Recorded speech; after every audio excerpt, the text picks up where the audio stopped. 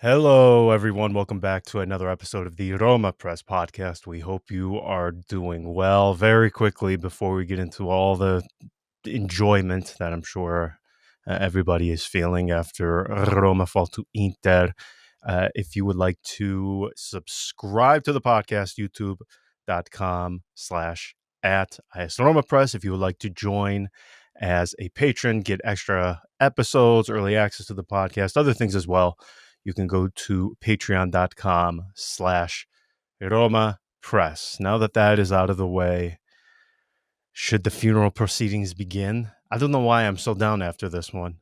I put out a patron episode, just a primer before this match, and for some reason I was feeling good because almost as if I were in a state of homeostasis because we had just seen Eusebio Di Francesco blow a 3-goal lead in Sardinia, To which Claudio Ranieri, by the way. right, which that in and of Claudio itself put Ranieri, me a in my manager who probably the last time his team scored 4 goals was in 1979. right.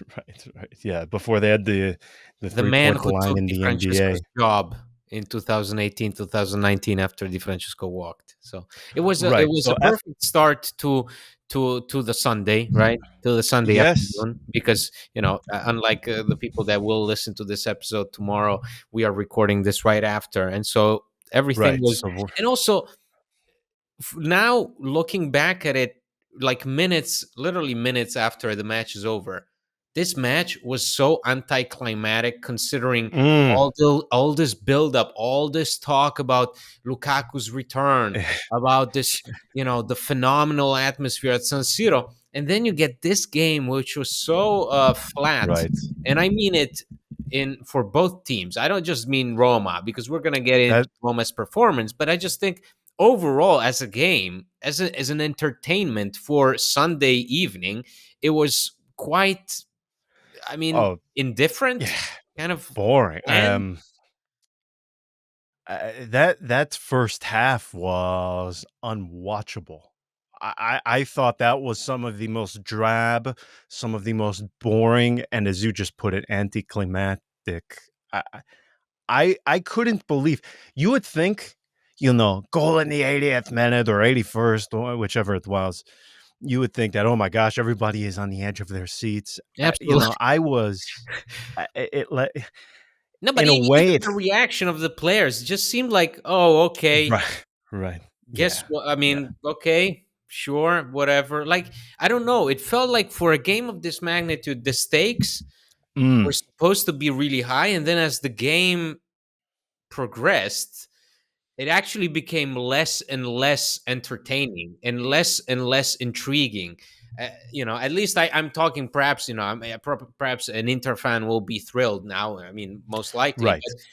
but just watching it from like the perspective of somebody who stumbles upon this match on TV just randomly, this was everything that you do not want from a match of this caliber.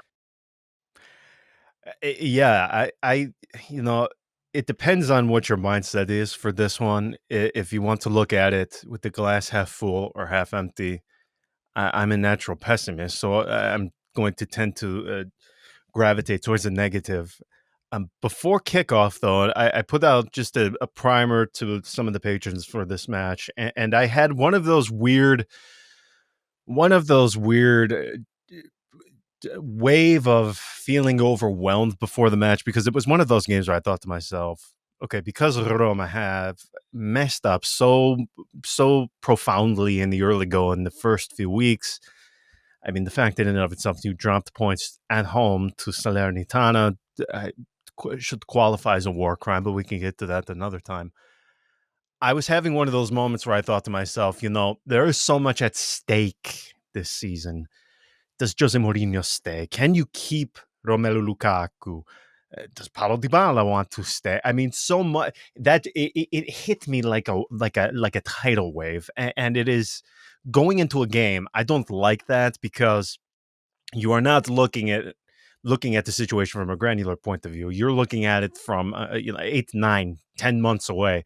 which is not a good perspective to have when you're trying to enjoy a match like tonight. But I think, as you just said, what we were welcome to by both teams. Yeah, it was far from Bec- enjoyable. yeah. Well, I turned off the zone because I just can't bring myself to listen to what I'm going to hear, because you're going to hear the usual. It was Inter dominated, and if you just Google, okay, if you did not watch this match, if you just Google the statistics, it's going to look like that. It is going to look as if this was one way traffic. Well, also, I mean, even the headlines, like Lukaku drowned out by the whistles. First of all, I didn't hear that much, and second No, of that all, sounded like a regular guy match. the guy never received a ball. Like I can hardly remember Well, a moment where he had the ball at his feet. So but it's true. Like there is a certain like, so there is the performance that we can analyze, and then there is a certain narrative that that will come out of this match. But again, as a spectator, even if I try to put myself in the shoes of somebody, of a neutral who stumbles upon this match on TV, just skipping channels, Inter's goal by itself did not feel like a goal that happens after the 80th minute. Like right, it right. didn't feel like there was no relief, there was no excitement behind it. It just felt so predictable. I guess maybe that's from a Roma perspective, is that you could tell that this team is hanging on for dear life, but it will cost them. At the end, it will cost them, because once you drive yourself to that position where your whole focus is just not to concede, at the end of the day, you will concede. No matter how good you are defensively, Mm, if that is your whole strategy, because there is a difference between, say, the performance that Roma put in against Real Sociedad last season, where they were defending a 2 goal advantage, and what Roma tried to do today. Roma tried to do today was to minimize the damage, the losses, yes, damage control, when yes. because of all the absences that they had on the roster. So Mourinho's immediate thought was, okay, well, let's put a really defensive side on the pitch, and the only mission is try to not concede, and if there's just even a glimpse of light at the end of the tunnel, make use of it, but otherwise sit back, protect the goal. Unfortunately, there's also that, at the same time, that feeling of inferiority, which we addressed many, Mm, many times, where ultimately it comes out. It came out today. Roma, and that's why I say the goal felt predictable, because it felt like Roma, the players, when they saw the ball go into the back of the net, they basically accepted it as something that, yes, it was inevitable, because hey, Inter are really good at this. They know how to cross the ball, and they have the players to score the ball. So tough, tough. And I think that doesn't sit right with me, because I can fully support a mindset of, we are we're a team in emergency. We have a number of players, and most of them are starters for us, because let us remind people that we are missing Paulo Dybala, Leonardo Spinazzola, Lorenzo Pellegrini, Renato Sanchez. All four Chris players Smalling. are easily Snow Smalling. I mean, your best Smalling, defender did exactly, not play. Smalling, Your easily best five defender has not starters. played for 60 days. He's absolutely easily five starters. So I can understand the mindset of, Yes. let's compensate for their absence by playing defensive football. But you have to, that attitude also has to come from a place where it's clear that Roma feel on the same level as Inter. And again, Mm. given how shit both teams were, I would say they were not too far off. The problem is, Inter No. had a clear goal in mind, score. Roma had another goal in mind, which was do not concede. At the end of the day, if you put Inter's quality, if you let them, if you give them that light of day, as Christensen gave to whoever it was, Di Marco, Yeah. they're gonna score the ball, and that's the story right there. That's why it felt so anticlimactic, because it felt like we were following a script that was already written. I couldn't agree with you more on the part where you said, it's one thing to sit back and because it's easy to say they played tonight just like they did against Bayer Leverkusen, Real Sociedad. We can find a lot of examples, but I couldn't disagree more because, as you just pointed out, I can't recall a single action where Lukaku received the ball and was able to use his qualities to try and get something. I mean, the guy was out on an island for the entirety of the game. I do not know what they were thinking when they got the ball because they looked so hesitant, so unsure of themselves, and they had so few ideas when they did get the ball. I don't know what the possession ended at. When I looked at 89, it was 66-34. So I'm assuming it probably ended somewhere close to that. We knew, or at least I would say the majority of us knew how Roma was going to play this one. I don't think any of us expected them to play on the front foot, dominate possession. They hardly ever do that. So I think the approach tonight won't surprise anybody. I just cannot believe how hesitant, how out of ideas. Man, this is one of those matches where you could have played this for 5 days and they never would have found the goal with the way they were playing. They didn't even look like they were even thinking of attempting to find a goal. And I think therein lies the very clear difference between a match of tonight versus one like Bayer Leverkusen, Real Sociedad. At least in those games where you sit back like this, you are at least doing so knowingly, not just to survive, but you're going to try and inflict a wound on the opponent on the counterattack. I mean, tonight I can't recall a single counterattack where I thought, "Oh, wow, okay, something might come of this." There was zero. At no point did I think Roma would score tonight.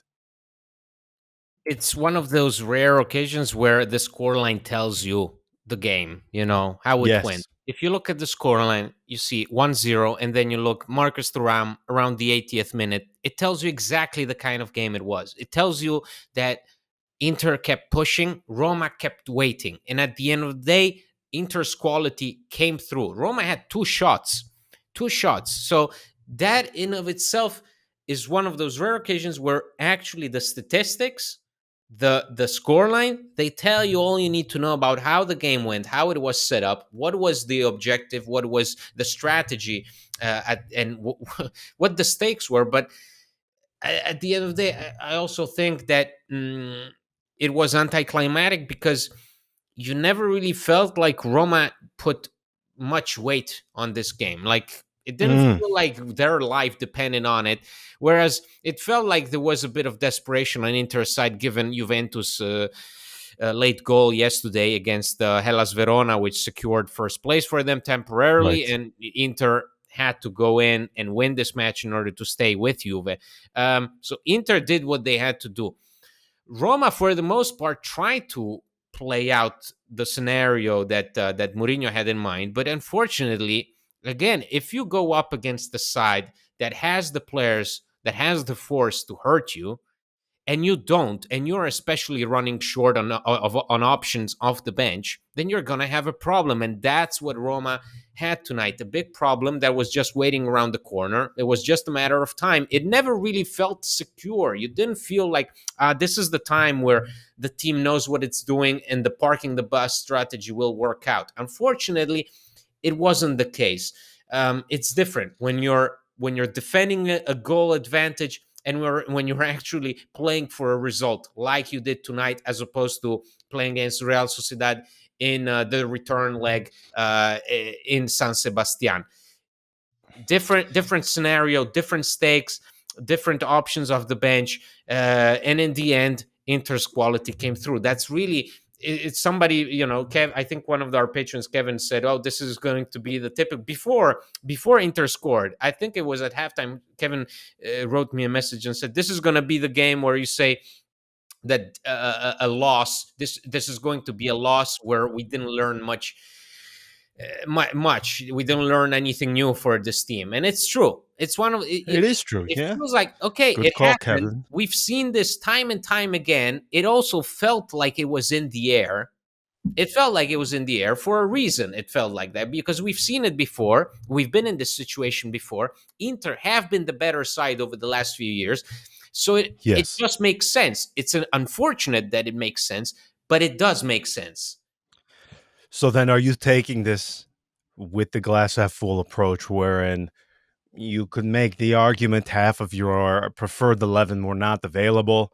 You held on until the 80th minute, and okay, you did what you could. You leave in defeat, or are you taking this with a glass half empty view of okay, Roma, they could have played for a full week. They would not have scored.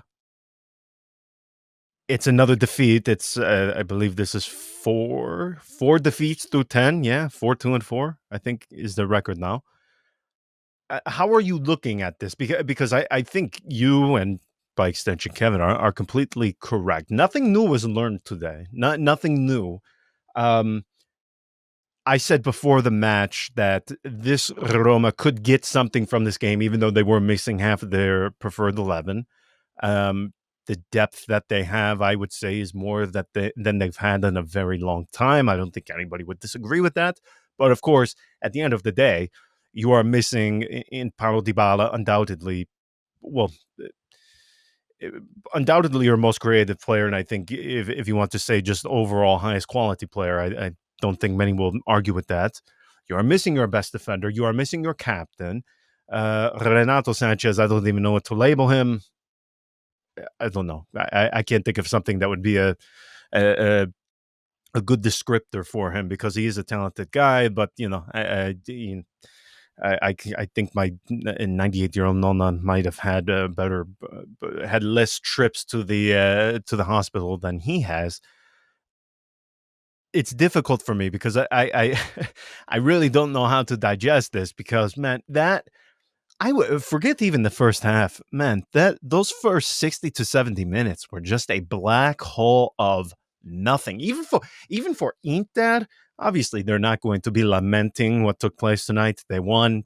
To the victor goes the spoils. So they're not going to come on and be talking like you and I saying, even though they got the 3 points, oh my gosh, what a oh no, we didn't play that great for the first 2/3 of the match.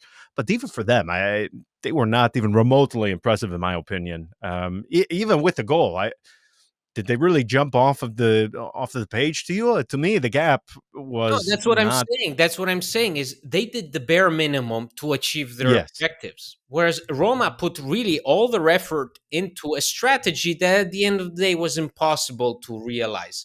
I'm looking right now at Cristante's post match, and what he can yes, say is what we are all thinking is we prepared it like this. We prepared the match in order to defend, and then hopefully get it right at the end, but we didn't have enough energy. That really comes down to it. You didn't have enough energy. You didn't have enough options. Inter had two. Again, these are not excuses. It's a fact of life. Inter qualified to the yes. Champions League, so to them it goes the fact that they can rest 2 additional days. One could make the argument that Roma could have played on Monday instead, so to facilitate whatever. Yeah, and We're not. Thiago Pinto said that too before the match. It is I'm not gonna. absurd. I'm not even gonna go there. I Lazio don't play give. tomorrow. Why can't Roma? But I'm I not gonna go there. But for me, it's Inter did the bare minimum. It was expected of them to deliver such a win. This is what they did. So for them, it's it should it's business as usual. For Roma, on the other hand, it was a matter of keeping it together despite all the circumstances going against them. And at the end, the margin of error was very little. There was great risk involved and it didn't pay off. So I think the mindset there, unfortunately, is let's move on. Let's go to the next one because let's write this off. It was at the end of the day, I'm pretty sure that inside the dressing room, they're not going to be crying. This is not going to be one of those games where you go right. into the dressing room, you're throwing the towel, and you're like pissed off because it hurt you. It's unfair. The result doesn't show how the game really went. No, the result tells you all you need to know about the kind of match that you witnessed tonight. I couldn't agree more. Again, I don't think anybody is going to give you much of an argument that this match is completely different if you have everybody available. The thing that I suppose is maybe most disappointing, and you touched upon this in the early minutes of this, the energy. The energy. I won't necessarily say the effort because I think there's a big difference. In the loss to Genoa, that was effort. That wasn't energy. But today, the energy, as Cristante said in his post match, I mean, there was the batteries were empty. There was nothing. But I look at how they played just a few days ago, and man, they were amped up. They looked excited. Now, obviously, after playing a match, fatigue is going to set in. And it also Y- depends on the opponent that you're looking at. It just Yes, I if your opponent is has the quality, first of all, has the quality to sustain a higher tempo, because even from the outset, Inter are superior to Roma. That's a fact. When I say Roma cannot show their inferiority, it's a matter of mindset. But Inter are superior. So they can sustain a higher tempo, they can sustain more pressure, and they can play longer minutes without having to rely on the bench. Whereas Roma, who do you bring off the bench who has immediate impact the way Inter players can do? correct. It's a fact of life. So it's disappointing because you always expect the team to go into a game like this and deliver on their promise you know of wanting to win. But at the end of the day, I think we can all conclude that Roma, behind the scenes, would have been very happy with a draw tonight. I Oh, don't think absolutely. I don't Wouldn't think you it's and a I? stretch I'd to be say excited. I that. would have been ecstatic. Yeah, if they had kept that 0-0 scoreline, they would have thrown a party, and we would have probably done the same. So I don't know if that is a reason to be disappointed, or just accept it and move on. The problem is that if you accept it and move on at this stage, I don't know. The team has to be held to higher standards progressively as the season goes on, because the objective at the end of the season doesn't change. It's still qualified to the Champions League. So if you keep dropping these points, and if you keep dropping these performances where you are clearly outshined, out hustled in the end, despite your best efforts, then it tells you something about the team that we have. Yeah, I don't know. I'm still in my own head. Even I recorded part of my patron post match reaction, and even now, having some time to chat with you about it and reflect on it, I still don't know what to make of this because it's one of those things where this match is built up, for days. You hear about Lukaku, you hear about the whistles, you hear about all of the storylines going into it, and this was, I mean, it felt like a deflated balloon or something. Like it was so uneventful. I couldn't imagine, uh, uh, you know, living outside of the country, having spent money to go, traveling to San Siro, you think you're seeing like this institution of Italian football traveling, and then being subjected to that. I mean, that was just brutal on both sides. Um, you pointed him out by name a few minutes ago, but Christensen, usually on the team selection of Jose Mourinho, it doesn't, in my mind at least, there aren't many things to pick at because this is Roma. You have only so many options, and the team is what it is. It's not as if you have a menu of high quality individuals that you can pick from. I have to say, I was very surprised by that selection. I thought Chelik had the better opportunity to play before he did, and ultimately, of course, hindsight is always our friend and is always perfect 2020 vision. But I did not like that selection at all, particularly considering Karsdorp, in my opinion, arose from the dead in the last few weeks. I thought he was performing relatively good. I did not like Christensen at all. I didn't like that selection. And of course, DeMarco, he was very lackadaisical on that action that leads to the goal. I mean, as far as, again, performance, it's almost secondary, but is there anything realistically with the people who were available, of course, that could have been done. Because beyond that, I don't even know what to make of it. Because right now, our Yeah, patron group, yeah, absolutely. I think yeah, it's that's I going know what into you're driving at. Like ju- uh, you can't just pick out something and say point that and say that's the flaw. That's where we lost the match. yeah. Where you What is can't do that What is it's Jose the Mourinho Christmas supposed to time. do in this way? If you don't like Jose Mourinho, okay, fine. I can listen to the argument, but if this is the thing that drove you to the thing where you are now saying, okay, Jose Mourinho, what do you want them to do? Go to the black market and get Paulo Dybala a new set of legs? I mean, seriously, what realistically, what could have been done today of the guys that were available? Because I don't see a single thing that you could have told me beyond the Christensen selection Well, I that mean, you can people would convince me this argue was people would argue that you should have showed more courage in the first half with the oh ball come at your feet. The problem with that is against an Inter side like that, the moment you try to show some confidence in that first half and try to play out from the back, they're gonna kill you. They're gonna score on you like 100%. Like that was, it's that's that was certain. So it was just a matter. I think it was always like these games. It's always a matter of going out with some dignity. That's what Roma tried yeah to do. right Like you know, try to keep a clean sheet or try to minimize again damage control just to go out with some form of dignity.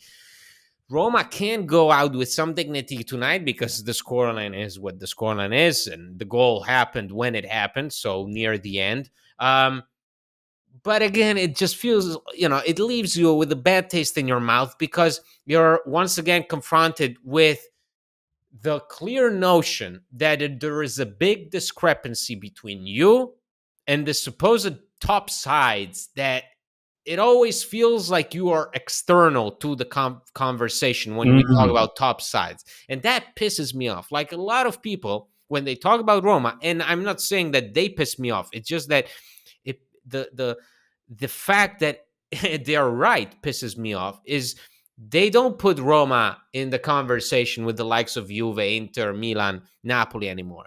They put Roma in the second tier with Atalanta, Lazio, and Fiorentina. That's what pisses me off because I know that it's true.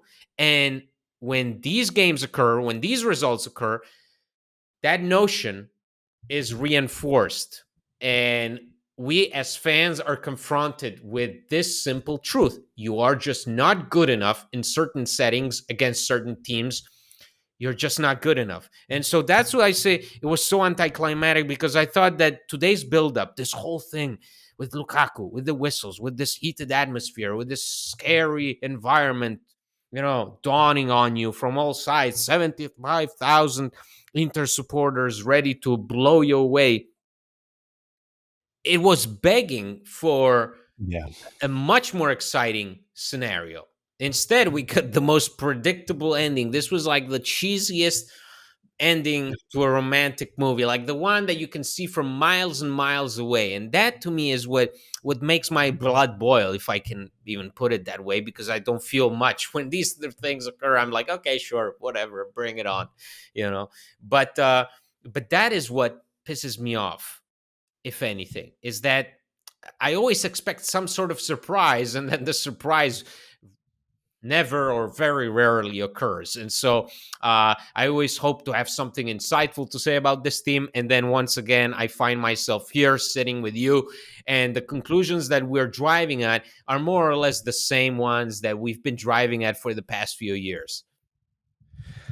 I couldn't agree more, but I do want to touch on that, I suppose, as sort of like the final thought, because I said before the match, and maybe I'm maybe I'm delusional. I watch nearly every single match, every single weekend in Serie A, and I'd like to think that I have a pretty good read on even being a Roma supporter, being in the as Roma media landscape. I think most of the time I can look at things objectively. I do not think the gap, and I said this even before the result today, I don't think the gap is that large between Roma, even having watched Juve last night, between Roma, Inter, Juve, Milan, Lazio, whoever you want to add into the conversation. Last season, I think you can undoubtedly make clear and as evidenced by by the table, the final table. I mean, there was a clear and significant gap between Napoli and the rest. This season, I do not see that, and the part that just pisses me off to no end is it looks like there is in the table at the moment because Roma, you effed up the first month. You got that wrong, and because of that, you can't afford many more of these nights where you lose all 3 points to these bigger sides. If you win those games, you defeat Verona. You do not drop points to Salernitana. Losing tonight means nothing. I mean, it's just another big match that you weren't supposed to win anyway. Okay, but now you look at the table and it's like, oh well, they've lost almost half of their league matches so far. Something is not going right. But to me, that lacks a lot of nuance to the situation. But nonetheless, even after tonight, I am still not convinced that we are looking at Inter Roma. The gap is not that large and clear, in my opinion. And this is the team, the one that it Yeah. was 0-0 with 10 minutes remaining, favorite for Scudetto. Yeah, So but in the end, the result is in their favor. I In the completely end, they agree. But win. In the end, they win. They go home, and they don't even feel like this was a hard fought game. In the end, they feel like this was, you know, uh, just another day in the park, like we do when we have the occasional good game against a smaller opponent. For them, it's okay. It was an annoying match. It could have gotten in the way of finishing first in the league table this weekend, but it didn't.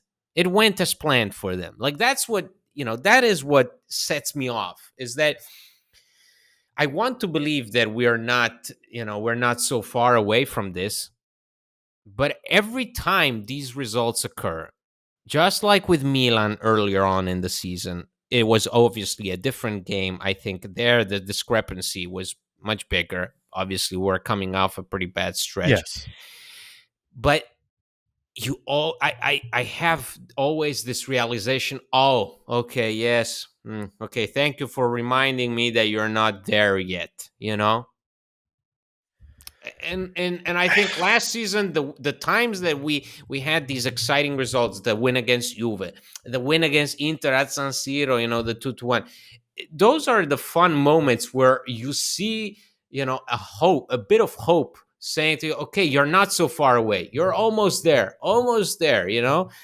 and that so when I'm faced with a team that is clearly playing not to lose, and then inevitably they lose, I feel a bit at a loss for words, because I think to myself, man, like how much longer? How much longer do we have to keep putting up with this strategy and shrugging it off? Because at the end of the day, that's what we do. We shrug it off and we say, okay, now let's focus on Lecce, because Lecce is a more attainable result. Like that just blows my mind.